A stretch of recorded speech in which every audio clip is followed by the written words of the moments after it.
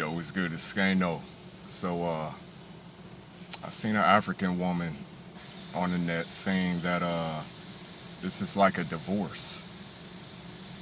This process of delineation, saying this more like a divorce from Africans. And she's saying that in Africa, divorces are not that simple. You can't just decide one day, you know, it's a process. You know, but y'all forget this is not Africa.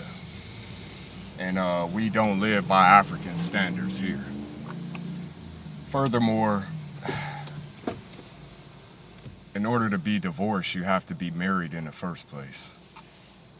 FBAs were never married to Africans. We had, through symbolism and a certain ideology, like I said, we used to aspire to form a union.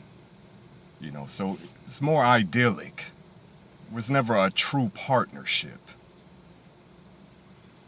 More like a situationship. You know what I'm saying? And I can't speak for everybody, but you know, having been in my share of situationships, you ever been with somebody and at some point you just realize this ain't it? You have nothing in common with this person. I mean, it was just a superficial attraction, but beneath that, no substance, you know. Maybe this person has moved a certain way and you no longer trust them. You can't take their word for anything because you're going by their actions, you know, and their actions are conflicting with your ideology and where you headed in life, you know, and sometimes it's just what it is, a situationship, and you cut that off and you move on. So I don't see the correlation with a marriage. But I will say this. Y'all are like exes that are becoming stalkers. You know, FBAs have said what they said. We standing on what we standing on.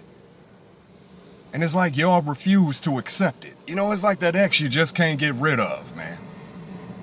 You can change your number. You know what I'm saying? Change the locks on the doors. Hell, you done moved on, you with somebody else, but they still just do not get the message. They still hanging on to something that was never there. It's time to move on. It was never any marriage. What y'all talking about? Y'all never even claimed FBAs.